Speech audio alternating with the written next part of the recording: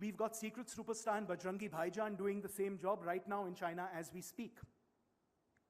But what can we do better as an industry? I think we should be the first ones to acknowledge that we have not managed to sell this story properly, be it to the government, be it to the people who matter, to be able to really drive what this industry needs to stand for our country. But we believe that this is a government which is looking at Make in India as a key tenet of the way that we want to move forward, and which will truly believe that the industry, given the ancillary benefits that it is able to provide to this economy, will manage to be a partner in that. I'm not going to get into the laundry list of what it is that we think that we can work with the government to do, be it tax incentives or easing regulations or, censorship or piracy. The list is endless, and over the next 3 or 4 days, it's going to be covered in great detail. What I'm going to talk about a little bit about what it is that we can do as an industry. We can focus on structured and formal training for our technicians and for our creative people to be able to improve the quality of content within that we churn out. We can leverage data and analytics in the decisions that we make better. We can move beyond the diaspora. A film like Dangal or a film like Secret Superstar or a film like Bajrangi Bhaijaan has shown us that our stories can resonate even wider.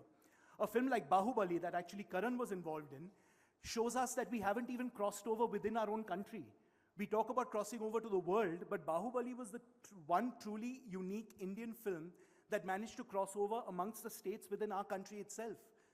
We spoke about Sridevi as being an icon, and she truly was, because when you think about it, she was one of the only, if not the only, pan-Indian superstar that existed. We need more icons of that nature. We need more films of this type.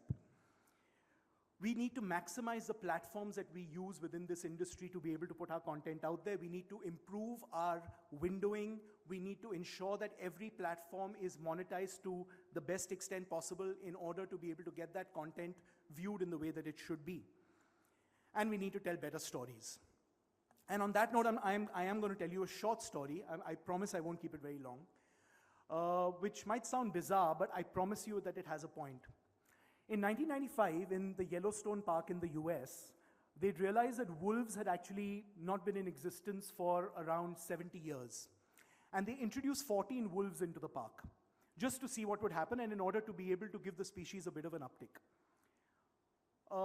What happened? The vegetation in the park had been overrun because of the abundance of deer and elk, etc., which were actually grazing there pretty freely. What the wolves did is that they ensured that the deer and the elk were moving through the park throughout and all the time so that there wasn't overgrazing in certain places within the park. They radically changed the way that the park ecosystem was actually developing. The height of the trees quintupled because of that. The number of beavers increased within the park. And beavers, like wolves, are ecosystem engineers. They built rivers, they built dams in rivers that provided a habitat for otters and muskrats and ducks and fish and reptiles and amphibians. As a result of that, the number of rabbits and mice began to rise, which meant more hawks, more weasels, more foxes, more badgers. Their population began to rise. There were more berries growing, and therefore bears actually started regenerating there much more. The path of the rivers within the park managed to change because of that, because the soil on either side was actually strengthened due to the improved vegetation within the park. And this was done because of 14 wolves being introduced into the park. The ecosystem actually managed to thrive much better. It is a strange analogy to use because we in the film industry are called wolves very often. But in this case, we're happy to wear that mantle, because if 14 wolves could do that within the Yellowstone Park and actually build that ecosystem, we believe that the media and entertainment industry is the equivalent of that. With only 100,000 crores, we are really the 14 wolves, and if you set us free, I do believe we will manage to create a huge impact on the way that India is perceived around the world. Thank you.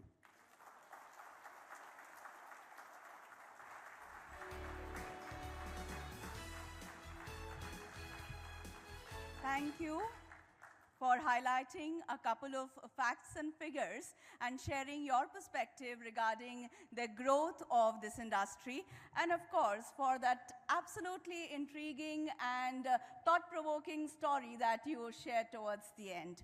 Well, ladies and gentlemen, we have Ms. Huma Qureshi with us kindly join me in welcoming her with... Ladies and gentlemen, we have a galaxy of stalwarts from the media and entertainment industry present this evening. I request Mr. Sanjay Gupta, Managing Director, Star India Private Limited, for the industry address on this absolutely special and extremely significant partner, Ernst & Young, to kindly join us on stage. This report, Reimagining India's M&E sector, I request our chief guest, Srimati Smriti Irani ji, Honorable Union Minister, to kindly release this report. This showcases the growth of the media and entertainment sector over the year 2017. The M&E sector, which has grown faster than the Indian economy, reached INR 1.5 trillion in the year 2017, the growth being led by digital.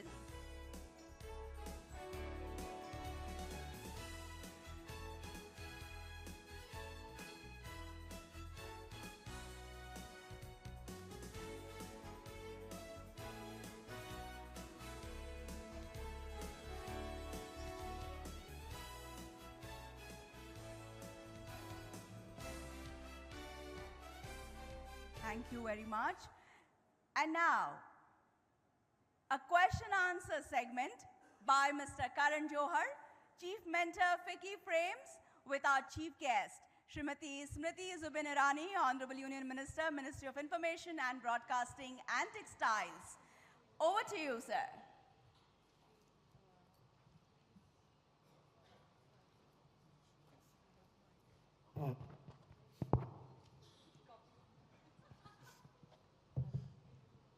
Sorry if I'm looking awkward and uncomfortable, that's because I am. All right, okay. This is better. Are you better off than I am? Well, of course you are. FICCI has always been home ground for me. Ever since my father was such a strong member of FICCI, and then of course after Mr. Yash Chopra, initiated me into the world of FICCI. It's been a glorious journey. Always have met so many interesting people, imbibed so many interesting ideas, and of course the possibilities that FICCI opens up have been endless.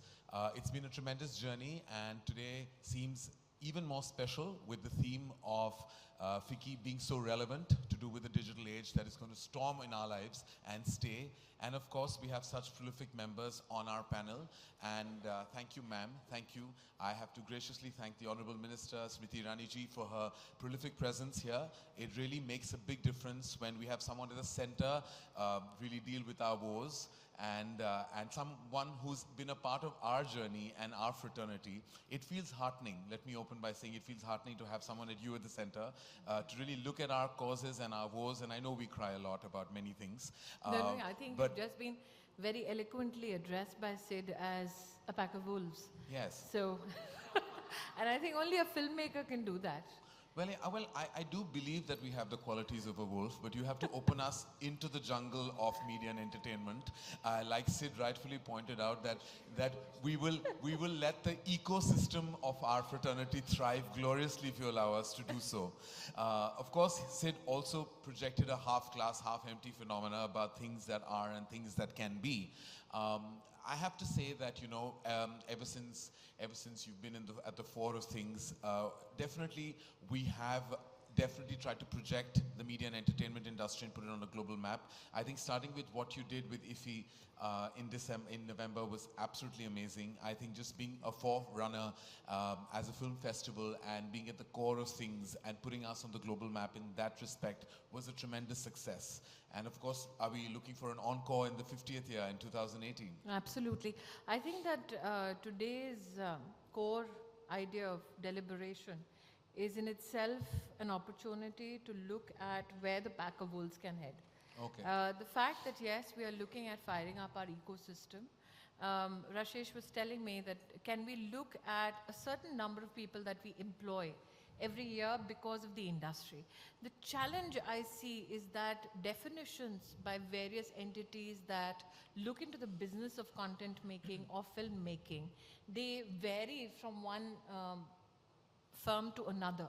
So at the onset, if we can define how we look at employment from our industry, direct or indirect, then irrespective of which platform we talk about, the employability opportunities of our industry, I think you will get more or less similar kind of data. Right now, the biggest challenge is that our data varies on the basis of the platform we are on. Right.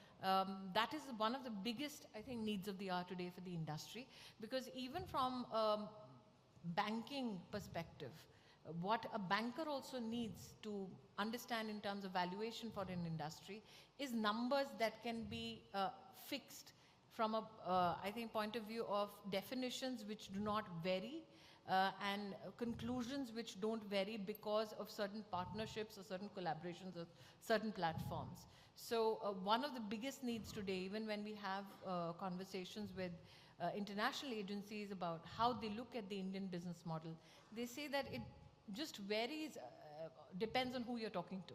Right. So today, the report that has come pegs the business at, and I believe that FICCI also projected that by 2021, we'll hit the $35 billion mark.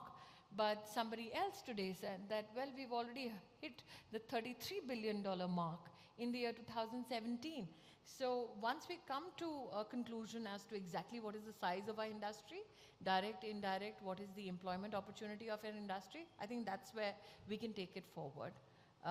Insofar as IFFI is concerned, I think that's just one chapter in a long book that is yet to be written. You yourself, along with my colleagues like Vani Tripathi, were a part of the government's effort to build a new bridge of communication at the Berlin Film Festival.